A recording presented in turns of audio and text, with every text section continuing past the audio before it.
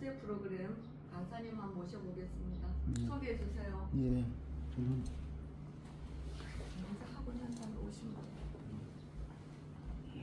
여러분들 어디 잘 주무셨어요? 네. 날씨가 안 추웠습니까? 네. 밤도 추웠을 텐데. 따뜻한데 밖에 햇빛이 많이. 원래는 우리가 한옥의 특징입니다.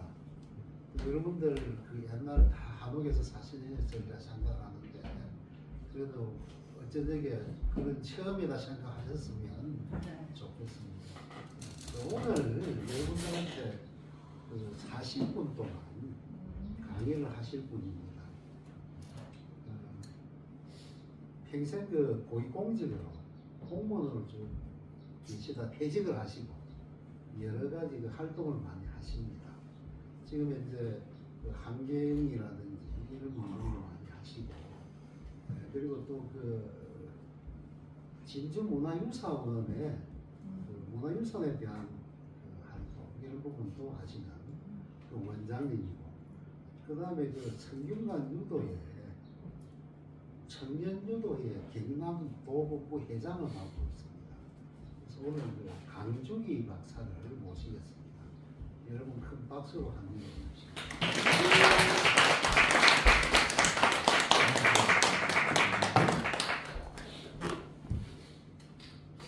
오늘 우리 가성 원장님께서 원장님이시죠. 원장님이신데 진주한교회 사목장도 오래 하시고 또 진주한교회 출근하니까 저희 가성 몇 분 반갑습니다. 이게 참 정문 선생님 농고 정문 선생님 보시는 가성으로서 굉장히 우리 진주 지역에서 볼 때 굉장히 유명한 곳인데 여러분들 어떻게 아시고 이렇게 스테이지 하시는지 참 좋습니다. 보기가 참 좋습니다. 그래서 이 환경 관련 기후 변화에 대해서 무엇이 강의를 한 시간 정도 해달라고 해가지고 생각을 했는데 대상이 농업을 하시는 분들인지 일반인들이 이게 잘 구분이 안 돼가지고 준비하면서도 어느 부분으로 준비해야 될지 참 망설였습니다. 그런데 막상 와 보니까 우리 일반인으로서 환경의 좀 중요성에 대해서 좀 이야기하면 되겠다 싶은 생각이 들어서 제가 농사도 아니고 결정이 했었는데 마음이 한동이 됩니다. 저는 방금 뭐 소개했다시피 환경을 전공을 했습니다. 환경을 전공을 하고 직접 환경 행정을 펼쳐보았고 그래서 여러분들의 뭐 여러분들과 똑같은 환경 상식이지만은 그래도 제가 직접 해봤다는 사실에 대해서는 자부심 느끼고 있고 제대해가지고 할 거 없이 이리저리 뭐 여러 가지 일들을 하고 있는데 돈되지 않는 일들입니다. 여러분들이 돈되는 일들을 해야 되는데 돈되지 않는 일들을 하고 있는데 오늘은 제목은 이렇습니다만 지금 이제 우리 이 환경이 급속도로 지금 변하고 있는 이 시점에 우리가 어떤 대처를 해야 되는지 어떤 준비를 해야 되는지 뭐 이런 일로 약간 여러분들하고 연결을 하겠습니다. 요새 여러분들 느끼기도 좀 이상하죠, 날씨가. 안 그렇습니까? 요새 저도 이제 원래 그 진주시 대곡면 촌에서 자라고 컸는데요. 옛날하고는 뭔가 이 체감이 좀 달라요. 옛날에는 그래도 겨울에는 사만사원이 있고, 그래도 좀 이렇게 규칙적으로 우리가 지금 이제 깨끗하지는 안 했지만은 그러나 우리 지금까지 살아온 경험을 볼 때는 뭐 봄, 여름, 가을, 겨울이 이렇게 패턴을 흐르는구나 이렇게 생각을 하고 있고. 근데 지금은 너무 것도 좀 틀린 것 같아요. 겨울이 지나고 봄이 오면은 그래도 우리가 제일 처음에 꽃이 뭐 개나리, 진달래, 그다음에 뭐 제일 처음에 그 뭐죠? 먹는 이렇게 순서대로 꽃이 피고 했는데 작년 올해부터는 꽃이 한목에 피는 거 있죠. 여러분 그거 느꼈습니까? 네. 꽃이 한목에 피어. 언제 뭐 진달래가 핀 것 같더니만은 뭐 복사꽃 뭐 개나리 벚꽃 한참에 다 피어거든요. 참 그렇다. 이 뭔가 좀 이상하다. 이게 지금 현재 기후 변화라고 우리가 이야기를 하지만은 이상 기온이라든지 또 기후 위기라든지 기후 변화를 넘어서 기후 위기까지 이제 돌아드는 이 시점에 뭔가 좀 이렇게 이 악몽이 좀 서서히 쪼여오는 게 아닌가 이런 생각이 듭니다. 봄이 짧고 여름이 길고 여름이 긴 순간에 또 가을이 오는 듯 하지만 올해는 특히 더 윤달이 돼서 그런지 가을이 더 짧다는 생각이 들어요.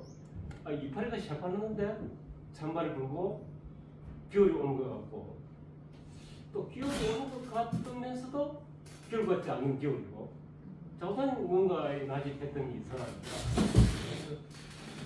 이런 부분에 대해서 실제적으로 우리는 사람과 피부를 접하면서 느끼고 있지만 그러나 실제적으로 여기 농사 짓는 분 안 계시죠? 농사 짓는 분들은 실질적으로 체험을 느낄 수밖에 없는 거예요. 왜냐? 농작물이 직접 피해를 보니까.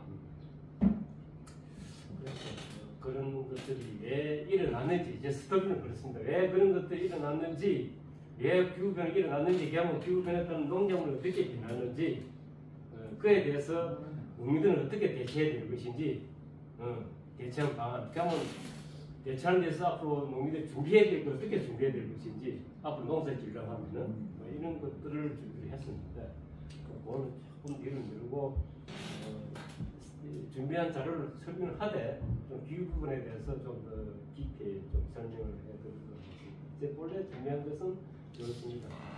기후 변화를 이해하면서 농촌의 변화, 체감 변화, 또 대응 첫걸은 미래 준비, 변화과 지원을 어떻게 하느냐 이게 이제 타이틀인데 보면은 2, 3, 4, 5, 6은 구체적인 이야기고 1번이 기후 변화 이해에 대해서 우리가 좀 깊이 좀 했으면 좋겠다는 생각이 많습니다. 왜 기후가 이럴까? 요즘 연세 분들이 다 50대, 60대, 50대. 저는 70대입니다. 그래서 뭐다 씹는 거, 가진 거, 다른 거 하는데 일단 이론적으로는 그렇습니다. 이 기후 변화가 뭐죠? 기후 변화의 뜻이 뭐죠? 네, 뭐 다른 기후 변화는 어쨌든 뭔가 이 정상적인 기후가 좀 변한다 그런 뜻이 아니겠습니까? 원래 우리가 느끼는 그 기후, 본래 기후는 변화되는 거죠. 뭐 덥고 춥고 다시 뭐 덥고 춥고죠.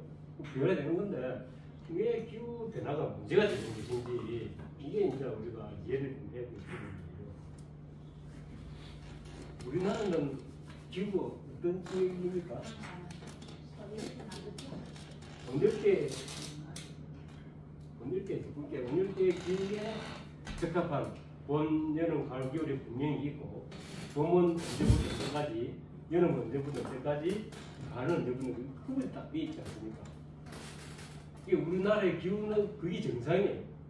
근데 거기에 뭔가 그 정상적인데 뭔가 변화를 줘가지고 변화가 뭔가 피해를 입히는 그런 현상을 기후 변화 현상이라고 이렇게 이야기합니다.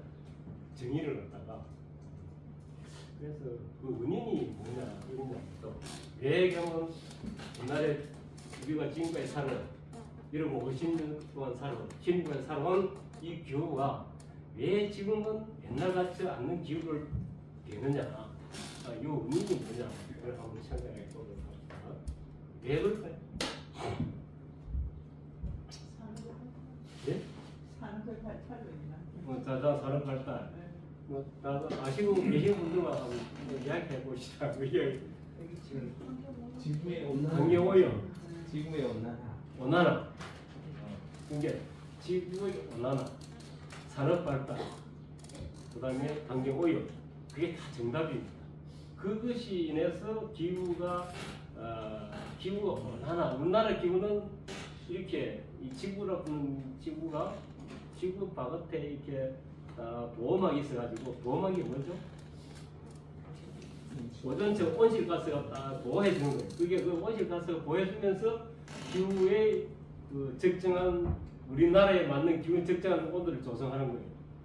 근데 그게 어느 순간에 그 기후를 보완하는 온실 효과를 나타내는 이산화탄소나 메탄이나 아지산질소나 뭐 이런 어떤 그 지구 온난화 물질들이 뭔가 변화가 일으키는 거죠.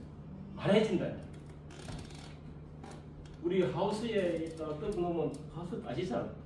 이게 하우스 역할이 지금 이제 방금 제가 이야기한 이산화탄소나 메탄이나 아지산질소나 육불황탄소나 이 그 온난화 물질들이 적당히 그리 있으면은 보호해 주는데 그런 들이 어느 순간 많아져 버렸어. 왜 많아졌을까? 이게 우리 인간 시합에서 먹는 수도 있을 것이고, 그 다음에 각종 우리가 살아가는데 편의를 주는 산업 발전에 인해서 산업 발전의 어떤 발전과 또 그 원료의 변화에 따라서 그 온실 물질이 많아진다는 거예요. 그러면 그럼 계속 그러니까 이 과학자들이 할 일이 없어서 연구하는 것이 아니고 가만히 산업혁명 이전부터 이후에 비교를 해보니까 이 이산화탄소라고 하는 오염 물질이 굉장히 많이 발생돼가지고 이게 뭔가 문제를 일으킨다. 산업 발전 이전에는 270ppm 유지하는 것들이 이후에는 350을 이렇게 변해버린다. 그래서 더더욱 이 기온이 점차적으로 올라간다. 이렇게 이제 연구 결과가 나왔어요. 그러면 지금 이게 이제 우리가 살아가면서 이 옷도 좀 더 고급스럽고 모든 생활 용품도 좀 우리가 인간이 편안하게 살려고 하니까 그에 대한 부수적으로 많은 어떤 자원이 소비되는 것이고, 제일 처음에는 석탄을 빼다가 이제 산업화하기 이전에는 석탄이 발견돼 가지고 석탄이 디젤차를 움직이고 온 세계를 막 석탄을 연기를 품고 돼 있지. 그리고 있다가 지금 각종 여러분들 차 타고 다 오셨겠지만 디젤로 석유, 메탄가스 뭐 이런 천연 자원을 많이 우리가 소비하잖아요. 이게 석탄에서 디젤에서 요새 이제 첨단 그 에너지원으로 이제 태양광선, 태양열 뭐 이런 식으로 이제 발전해 나가지만은 에너지의 어떤 변화에 따라서도 굉장히 많이 발생된다는 얘기죠. 그래서 그런 것들이 산업 발전, 산업 대혁명 이후에 큰 많이 이제 발생된다는 얘기죠. 그래서 온실가스 중은 이산화탄소다. 그러면 이산화탄소 줄이기 위해서는 어떻게 해야 된다는 것은 지금 정부에서도 굉장히 세계적으로도 굉장히 발빠르게 움직이고 있습니다. 그한 예로 2015년도에 파리 협정에 지금까지 이산화탄소 이렇게 놔두면은 우리 지구가 멸망에 간다. 그렇기 때문에 2015년도 적어도 2030년까지는 기후 온도를 1.5도를 줄하자, 1.5도를 유지하자 이렇게 결의를 했습니다. 2015년도에 파리 협정이라고 했는데 가만히 이제 개발도상국에서 가만히 생각해 보니까 선진국에서는 자기들이 돈 벌 때 다 벌고 선진국에 다 오염식이 나잖아. 어찌 보면은 그죠? 석탄 만들어 해가지고 뭐 디젤차 만들어 팔아먹고 또 석유에서 나오는 그 석유를 정제해가지고 가스 팔아먹고 우리 모직 편리하기 위해서 설탕에서 뽑은 옷을 전부 다 팔아먹고 스타킹 사는데 전부 다 설탕에서 석유에서 놓은 것이거든. 그게 근데 뭐 폐합을 우리가 좀 폐합을 하려고 하니까 자작하니까 그렇게 규제를 한다 해가지고 반발을 많이 있어가지고 그러면 선진국에서 버릴 만큼 이제 폐합을 도상국에 돈을 좀 내놔. 그게 이제 바로 협정의 주요 요지예요. 그러니까 이 미국 트럼프 대통령이 그때 당선돼가지고 우리는 미국에서는 우리 기후회의를 탈퇴하겠다 이렇게 발표를 했어요. 그 뒤에 또 바이든이 들어왔지만은 미국이 제일 잘 사는 미국이 떨어져 나오면은 세계의 모든 그 자금 흐름이 안 되잖아. 바이든이 들어와서 이제 다시 재가입했는데 또 트럼프가 당선돼가지고 또 빠져버렸어요. 빠져버리고 지금 해무지를 보면은 뭐 국제 깡패죠. 깡패 그런 깡패가 없지. 아니 너 우리나라 보고 너 지금까지 우리 도와주고 했으니까 그 돈 이자 보태 다 내놔 그런 거 똑같은 거지. 그런 현상입니다. 그래서 이제 이 자단 그러나 미국은 그러지 나더라도 그러나 유럽에서는 독일을 주축한 유럽에서는 굉장히 환경에 대한 그 제재가 굉장히 심합니다. 그리함에 따라서 각 기업을 하시는 분들은 지금 이대로 가는 지구가 없어진다.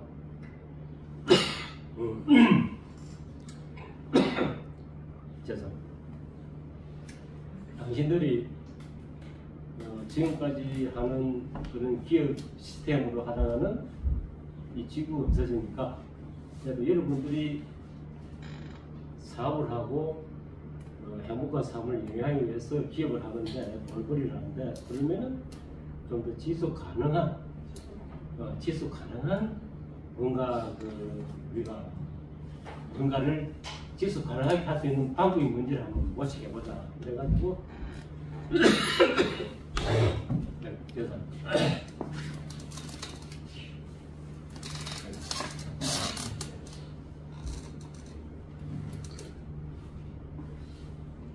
기업에서는 2023년부터 굉장합니다. 진짜 죽지 않으면 살기로 합니다. 그 ESG라는 타이틀을 들어가지고 한기업, 소사이티, 자기 그 사회를 같이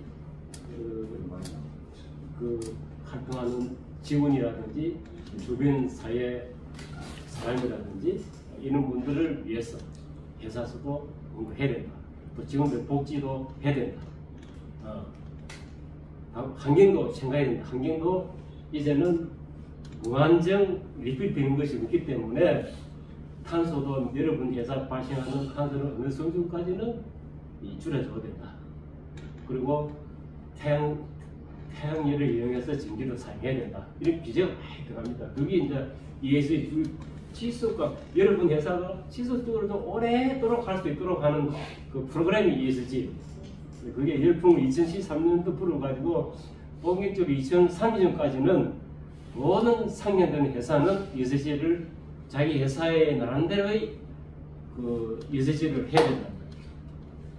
우리는 이런 목표로 설정해 놓고 지금부터 우리는 이렇게 준비하고 합니다라는 어떤 그 신문적으로 내놔야 됩니다. 그런 것을 지금 이제 개사하고 정부도 지원해주고 하고 있고 저도 또 그 이런 심사에서 또 활동을 하고 있습니다만은 하고 있고. 그러면 이 농촌에서는 없느냐? 농촌에서는 더더욱 그 이제 비중이 그래요. 뭐 여러 가지 산업 활동, 운송 부분, 비행기부터 시작해서 이렇게 비행기가 참 오줌을 파기시켜 오염물질 제일 많이 배출합니다. 하늘을 나는 비행기가.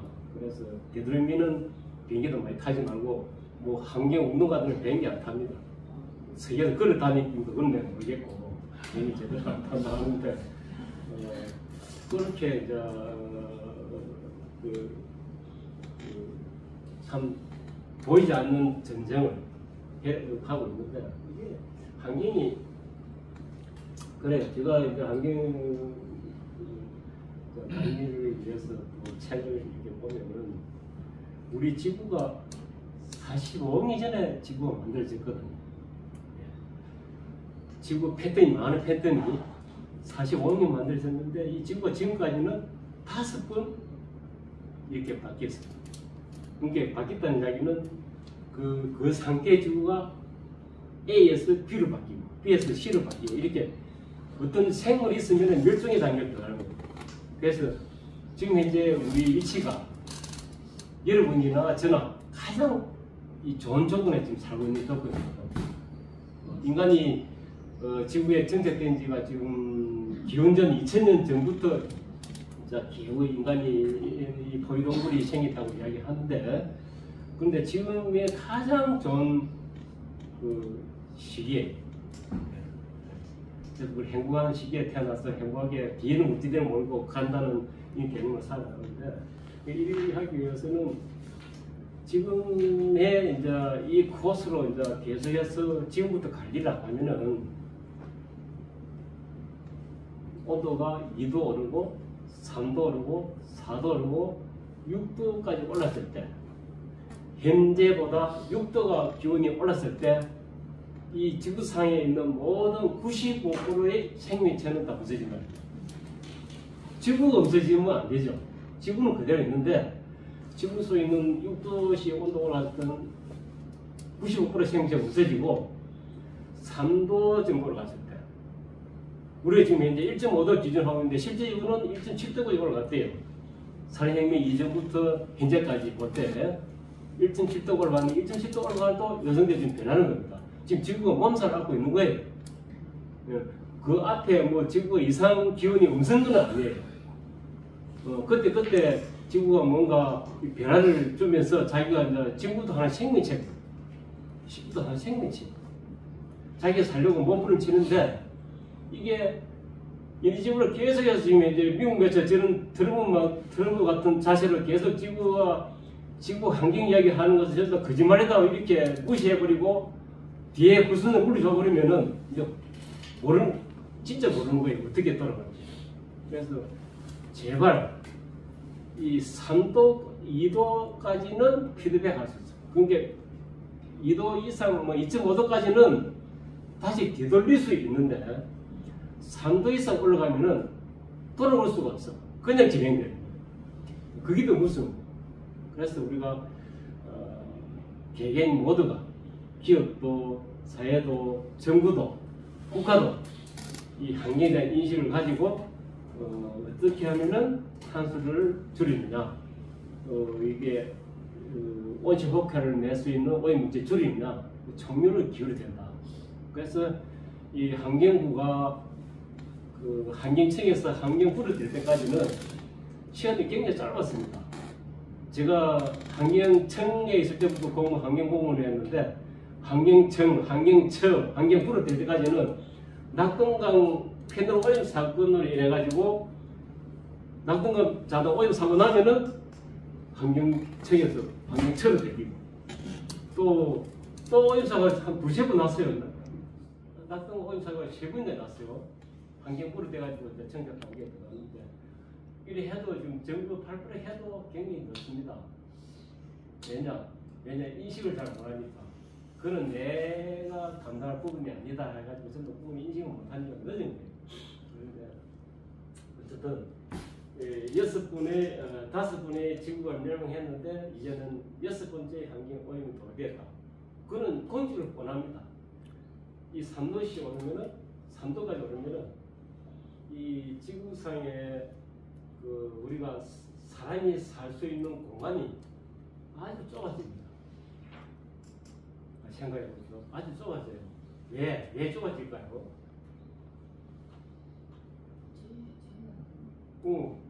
저는 3도씩 오르면은 첫째, 이 영구 동토가 녹잖아요. 빙상이 녹잖아요. 그죠? 이게 북극 지구에 있는 물이 그러니까 바다가 높아지죠. 높아지면 수면이 잠기죠. 잠기고 이게 물도 그렇고, 그다음에 그렇죠. 지금 현재 미국 보스턴 같은 경우에는 이 방파제를 물에 잠기니까 물 드시면 계속 올라오니까 물이 들어오지 못하게 좀 유리막을 해가지고 그 돈이 뭐 몇십 조 지금 이제 들어간다면 그만큼 돈이 많이 들어가죠. 환경오염 시는 왜 물에 다 잠기고 그리고 이게 사람이 땅이 있다고 해서 사람 살 수가 있는 건 아니죠. 사분의 사람이 살 수가 없죠. 이게 이제 온도 오르면은 숲도 없어지고 좀 사막화 된단 말이죠. 작물을 클 수 없는 땅들이 많아진단 말이에요. 그러면 계속해서 우리가 좀 그런 현상이고 그리고 또 하나의 문제는 이 영구 동토가 녹으면은 거기에 옛날에 밑에 잔재되어 있는 그 각종 유기체물들이 부패돼가지고 또 메탄이 생깁니다. 그죠? 가스가 생깁니다.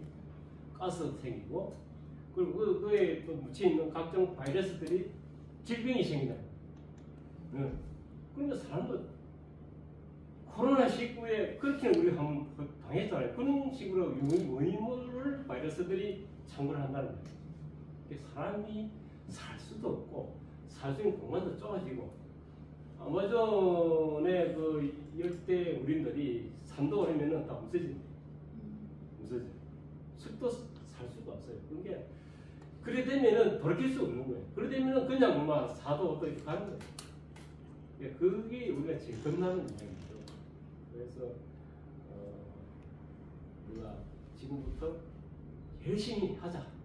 뭐 석탄 화력 발전소를 음시한다, 원자력 발전소를 한다. 왜 음시했냐? 원자력 발전소는 단가는 그렇지만은 이제 문제가 되니까 지지 말자, 짓자, 이런 감론을박이 좀 많이 오고 있는 실정도 그런 경쟁입니다. 이번 정부에서는 그래도 태양을 좀 이용해가지고 태양광을 많이 좀 발전시켜가지고 뭔가 하겠다 이런 이야기 있는데 그러나 우리의 사무실 자체는 지금 점차적으로 변하고 있습니다. 지금 이제 AI 시대 넘어가고 있잖아요. AI 시대 넘어가면은 그냥 넘어가는 게 아니에요. 그에 기반되는 모든 것들이 갖춰져야 넘어가는 거예요. 특히 전기, 전력이 AI는 전력이 더 많이 소비된다. 그래서 뭐 그런 기타 등등 그 시대는 우리 사람은 욕구도 변하고 그 땅은 한정돼 있고 그래서 참 이렇게 뭔가 이 과학자들이 연구하는 그런 방향으로 가야 되는데 지금까지는 그렇게 변하고 있다는 거예요. 내년에 또 어떻게 변될지 몰라요. 그래서 이렇게 우리가 댐을 하나 짓는다든지 뭐 이렇게 장기적으로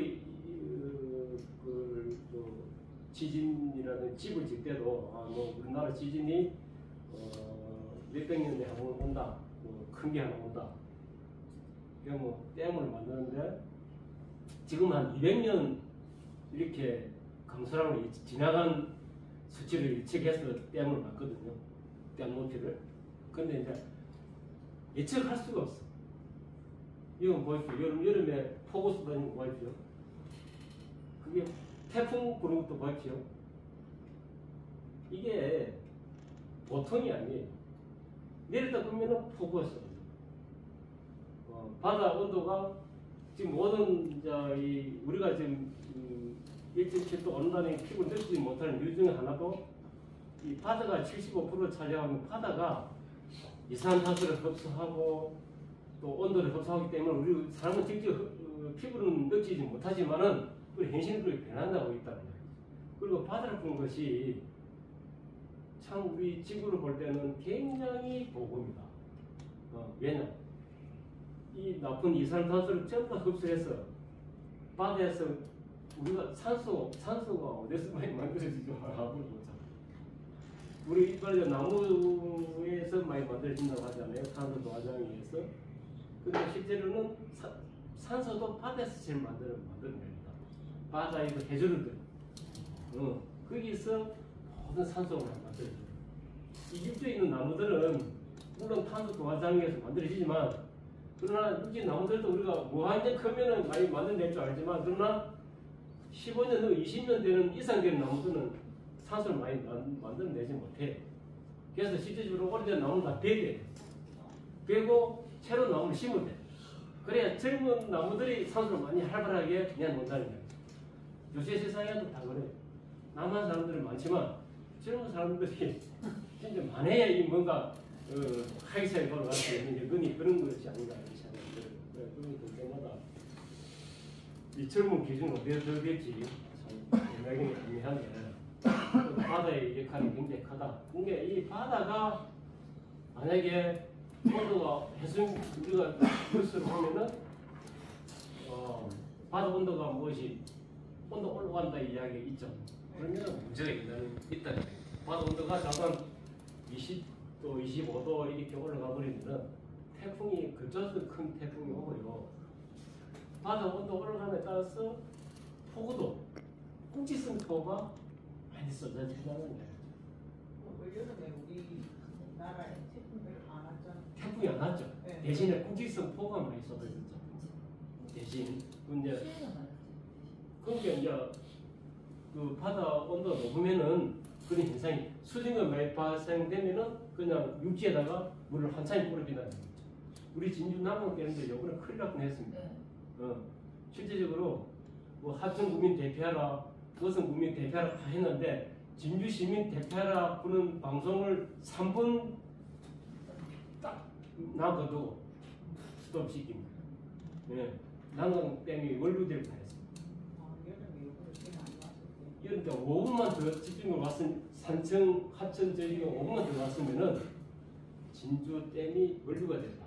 그래서 방송에서도 이걸 해야 되냐 마느냐 고심하면 3분 고심했다. 그런 위험이 있었어요. 그래서 이렇게 그게 나는 지영호 댐이 200년 그 강선을 개선해서 지어놨는데 옛날 자료는 이제 사용 없어졌다. 이런 이야기. 그래서 그런 위험들이 곳곳에 도사됩니다. 그리고 부산은 죄송하지만 부산은 앞으로 산도만 오르면 부산 그냥 그래도 하자니. 산청이는 하천을 더 가야 되겠다. 이번에 하천 보니까 하천 국민 다 대피하라고 방송을 했죠. 수해 나왔는데. 그 수해 났을 때. 네. 그래서 내가 생각할 때 하천 국민 다 대피하면 어떨 때 대피해야지. 집중하고. 그럼 하천 국민 물어자면 어떨 때 대피해야 되나요? 그러니까. 나 진짜 방송하면서 왜 서러웠어?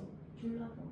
어느 지역에 있는 우리 문제되니까 어느 지역으로 대피하라 이런 이야기 돼야 되겠는데 하천 국민 전체가 수해에 의해서 문제되니까 대피하라 이렇게 방송을 하고. 공무원들 책임을 물에 바다에 잠기는 것보다 수해가 산이 안 난다. 다음들도 다 다행히. 그러니까 이게 실제적으로 그 기후와 변화에 인해서 우리 사람은 그래도 뭔가 인식을 해서 각종 대피하고 뭐 도망가고 추우면 옷 입고 더우면 벗고 이렇게 할 수 있지만 그러나 농작물은 그래야 수 없다는 것이 지금 현실되고 농작물이 그래 안 되면은 우리가 뭐 먹고 삽니까? 라면 먹고 살 수는 없잖아요. 라면도 농작물인데 뭐 애들 6.25 때 뭐 엄마 아빠 라면 밥을 먹는 그때 라면 자식이야 말 자식 보는 애들 있지만 지금 이제 이 기후 변화는 식량도 문제입니다.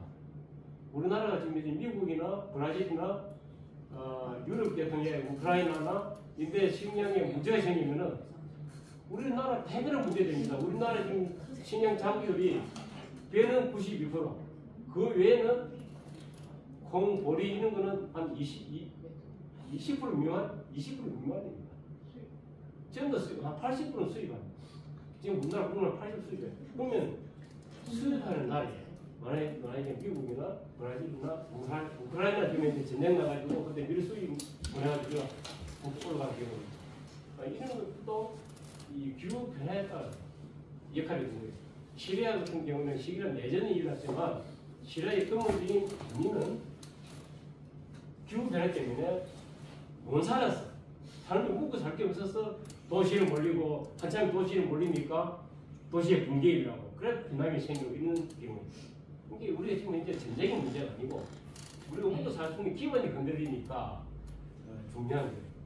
기후에 대처하는 것이 지금 이제 어느 남미 어느 섬나라는 이미 자기들 대표할 것이라고 돈을 갖다가 뭐 몇천억 들여가지고 땅을 미리 사는 경우도 있어요.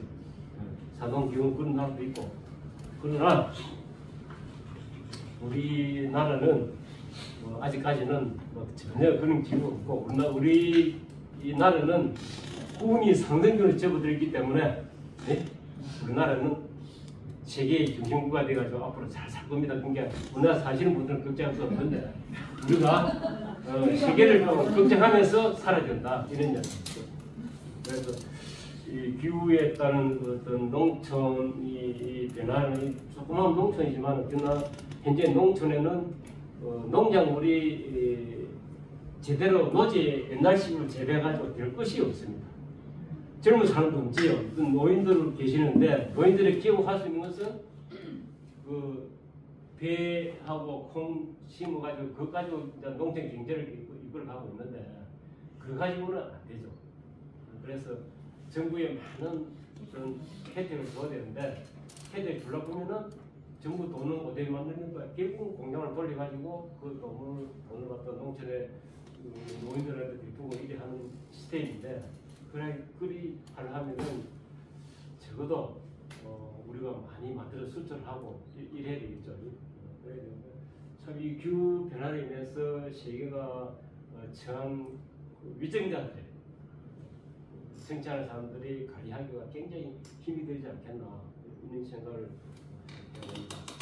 그래서 여러분들이 부산에 사시는데 그러나 실질적으로 뭐 이런 기후 변화 체감이 된다. 그래서 제가 이걸 조금 하는 그게 없네요.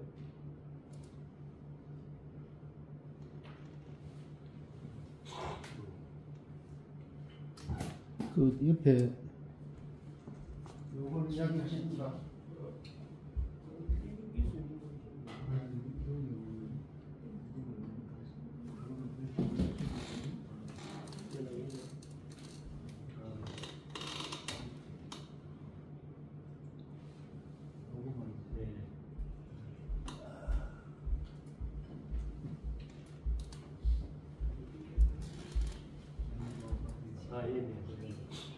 여기에 보면은 이건 안 오네. 저는 여기 안 돼. 그래서 밖에 그때 갔다. 네. 저는 이걸 안 들어봤는데 이거 봐야 되는 거. 그래서 뭐 다른 게 아니고 기후 변화에 따라서 농작물이 태풍이 대한 피해 또 뭐 이런 것들을 현실대를 사진 몇 개 찍어놓은 거 보여드리려고 제가 찾았는데 그게 좀 연기예요. 봅시다. 아니 그런 거예요. 하나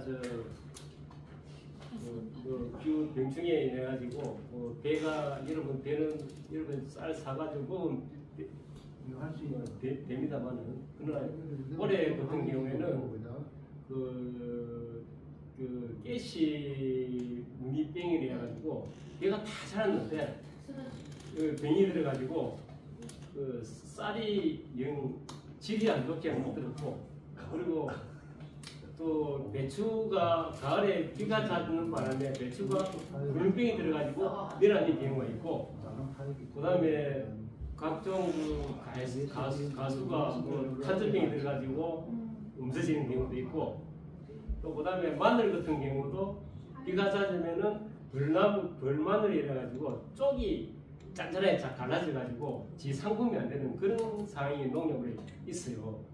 그러면 결국은 이 기후 변화에 따라서 배도 심으면 배가 크지만 그러나 배도 날씨가 심어서 배 싹이 염을 질 때는 온도가 맞아줘야 되거든요. 그러면 산지에서 넘어가 버리면은 배가 임실이 잘 안 돼. 배 알이 잘 안 생겨. 쭉지배가 생겨. 그런 것들. 이런 것들. 이것은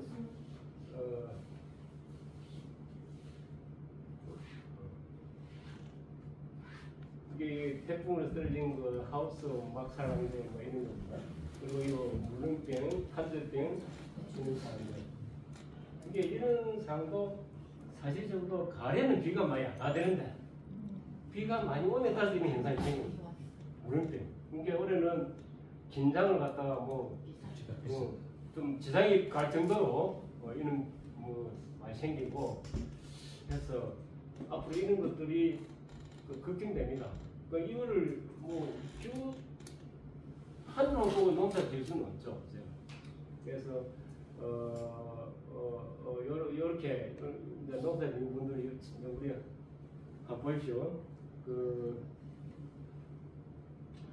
이게 모든 것들이 북쪽으로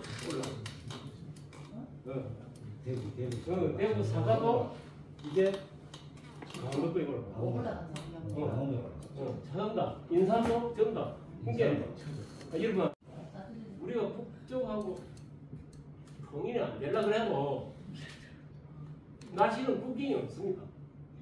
먹고 살기 위해서 올라갈 수밖에 없어요. 더 북쪽으로, 더 북쪽으로. 그럼 12가지를 하면 되죠. 그럼 쭉 올라가면 그리고 남쪽이 남부. 먹고 살기 어려우면 우리가 북을 치면 계속 북으로 침략해. 갑자기 그런 현상이 생깁니다. 사람 심으라고. 그래서 이 농촌 변화가 이런 현상이 생겨요. 재배 면적도 감소됩니다. 우리가 농촌 인력도 없습니다만 앞으로 배제도 감소되고 재배 지역이 전부 북상을 합니다. 우리가 옛날에 사과도 먹고 딸기도 먹고 하지만 이제 전부 뭔가 하우스 아니면 질 수가 없어요. 올라갑니다. 그래서 병충해 더 약을 말씀드리면 농촌에 오염되는 기업에는 하생률을 떼어서 문제가 되지만 농촌에서는 농사 짓는데도 오염되는 것이 참 많아요. 우리가 우리나라 아시아 대평의 배작물은 물로 논에 빼가지고 배를 싣거든요. 그러면 물을 가다 놓으면은 배에 있는 그 밑에 있는 그 유기물질이 유산물에서 메탄으로 변합니다. 메탄을 발발시킵니다. 특히 또 소고기 많이 먹는데 소고기에 넣는 그 메탄이 이를 말할 수가 없어요. 소 트림이라든지 소 방귀에서 나오는 메탄이 굉장히 많습니다. 그게 한 18% 됩니다. 예. 오염 많고, 그다음에 우리 농사에 비료농사를 지으면 이제 이렇게 비가 자주 오고 토양이 진실되니까 농장 주기에 비료를 많이 쓰잖아요. 비료를 쓰는 데 있어서 질소 비료를 많이 쓰면은 아질산 질소가 발생돼서 왜냐면 그 친구들은 땅에 침식되어 있다가 땅이 불에되면서 아질산 질소를 발생시키는 거예요. 그러니까 이렇게 참 개풀이 되는 거예요. 이런 것들을 앞으로 우리가 주의해야 된다 이런 이야기입니다. 체감되는 방금 이야기했다시피 봄 기후가 변한다. 그러니까 개화기가 빨라짐에 따라서 결실기도 문제가 생길 수 있다. 처설이 맞는 결실이 잘 안 된다는 얘기죠. 이런 문제. 또 강수 패턴 강하고 제때 물이 좀 비가 와야 되는데 그때 얻지 않고 강원도 산불 매치로 비가 안 오니까 산불이 안 나면 온 전체가 다 타들는 이런 현상이 생기고, 그러니까 산불이 사실 잦다는 이야기죠. 산불이 잦다는 이야기는 그만큼 가뭄다는 이야기고, 가뭄다는 이야기는 그만큼 비가 안 왔다는 이야기예요. 겨울에 강원도에 눈이 와서 이 불이 안 타게 돼 있는데 눈이 안 오고 비가 안 오니까 그냥 불이 안 나면 그건 다 타버린다는 거죠. 실제 그런 거 병충해 증가되고 이렇습니다. 그래서 이제 이런 여러 가지 문제점을 하기 위해서는 첫째 물 관리, 그리고 여름도 강냉이죠. 가물에서 물이 없어가지고 수돗물 문제 생기죠. 그런 것들도 물 관리를 제대로 안 했기 때문에 예측을 해서 물 관리를 뭔가 지하에 저장을 해서 또 위생기에 쓴다든지 이런 어떤 대안이 없었기 때문에 그거는 마찬가지로 농촌에도 마찬가지예요. 농촌에도 실질적으로는 이 비가 들쭉날쭉 하기 때문에 이 물 관리를 굉장히 잘해야 된다. 토양 관리 이런 문제, 병충해 예방, 그리고 이런 거 있고 이게 이제 우리 미래를 위해서는 물론 노지 작물을 다양하게 해야 되지만은 특히 이제 농촌에서도 스마트 농업이 중요합니다. 그 일반 정용으로 스마트팜이라고 하는데 또 에그테크라고 에클리지 테크놀로지 해가지고 에그테크 농업에도 기술을 접목시켜가지고 해야 된다. 그리고 스마트팜도 굉장히 지금 이제 대중화지 유리온실이라든지 대량적으로 농업에다가 스마트에다가 이제 스마트 기술에다가 농장인데 집에서 스마트를 보고 모든 것을 온도 조절, 물 조절 다 할 수 있는 그런 시스템을 하고 있거든요. 그래서 이 스마트팜이 굉장히 지금 현재 여러분들이 아시겠지만은 폐가가 있습니까? 경부 고속도로에 옥천 고속도로에 옛날에 고속도로 폐 고속도로 터널에 스마트팜을 만들어 가지고 야채, 윤육채, LED 증강을 해서 윤육채를 많이 재배해가지고 직접 서울에 공급하고 있고 또 도심에서도 도시 지하철 터널이나 인대에서도 스마트팜을 이용해가지고 신선한 채소를 만들어서 도시에 공급하는 이런 경우도 있습니다. 그래서 앞으로 우리 농촌은 이 자연 노지에서는 절대 이렇게 일정한 작물을 재배할 수가 없어요. 그런 작물을 재배할 수 없다는 얘기죠. 왜냐하면 빈폭이 심하기 때문에. 그러나 이 스마트팜의 기계를 접목하면은 아주 고르게 양도 적정하게 공부할 수 있는 이런 시스템이 된다는 얘기죠. 이 앞에도 입안서에 보면은 덜판에 유료수를 많이 만들고 있대요. 앞으로 이런 대행 농사가 아니면은 지탱할 수 없다. 그런 전망입니다. 그래서 협력은 서로 옛날에는 뭐 니건 이기고 내건 내기긴 했는데 이제 서로 협력하지 않으면은 농사도 질 수 없는 시대에 접어들었습니다. 그래서 세대 간 협력을 했다. 이제 옛날에 농사 있는 습관에서 전통에서 이제는 새로운 젊은이들과 같이 뭔가 협업하지 않으면 농사 질 수 없다.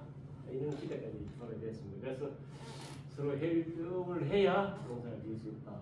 이런 거고, 이것도 이제 저탄소 농업 기술 이렇게 지원하라고 그랬는데, 여기도 뭐 방법은 정의입니다. 그리고 어떻게 농사 지을 때는 물을 빼는 시기를 조절한다든지, 뭐 비료도 적당히 준다든지, 스마트팜을 하는데 대부지 지원해줘가지고 공동관리하는 유경을 해준다든지 이런 것도 정부에서 신경을 써야 되고 농업 재해보험도 실질적으로는 재해보험이 일정이 오다가 어떤 이상기운 들었을 때 문제가 생기면 보험을 주는데 이제는 이상기운으로 그런 게 없어요. 일상적인 재해보험을 지급해야 될 시점에 와 있지 않나 이렇게 생각을 합니다. 시간이 상당히 가는데 이제 뭐 어쨌든 우리가 한 가지 우리가 내 혼자 힘으로는 이제 할 수 없고 공동체를 중심으로 하는데 그게 이제 모든 해부를 못하는 것이고 제가 어저께 산청 한방촌에 제가 모임이 있어서 동호회를 봤는데 거기에서 어떤 찻집에 들려가지고 제가 책을 하나 사가지고 지리산에서 약초 재배를 해가지고 약초 재배 성공담을 만든 책이 있었어요. 그 책을 이제 보면은 약초 재배를 하면은 연간 수입이 1억 원 온다. 이게 최단 뭐 잘 되는 5억 정도 올라오고 이 약초는 아직까지 작물로서 괜찮은 모양이에요.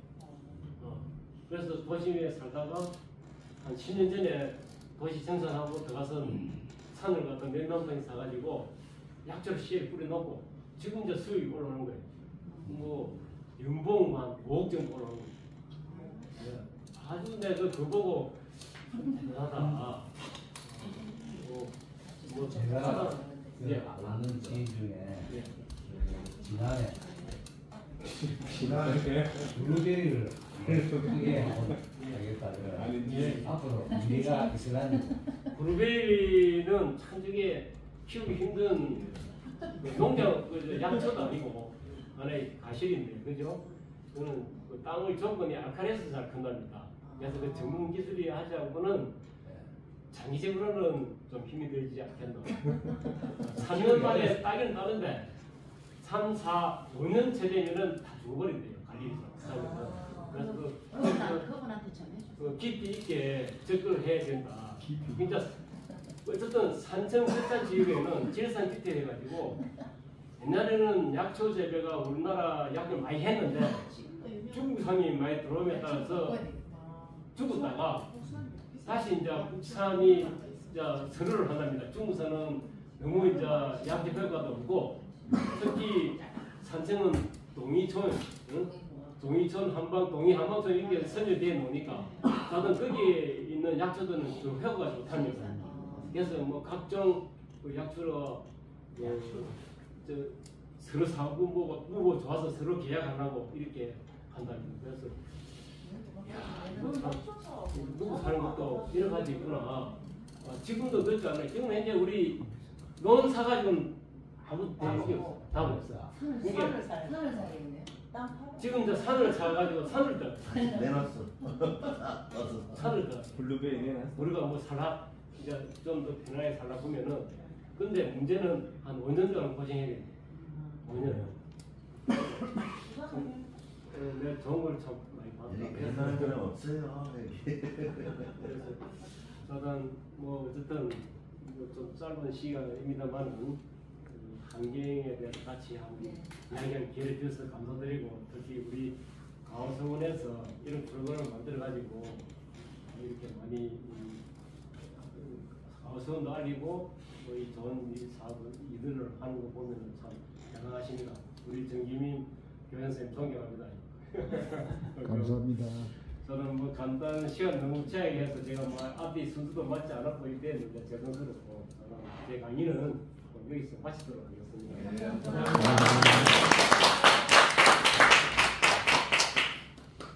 저도 뒤에서 계속 같이 들었는데 다 인사를 가야 되겠습니다.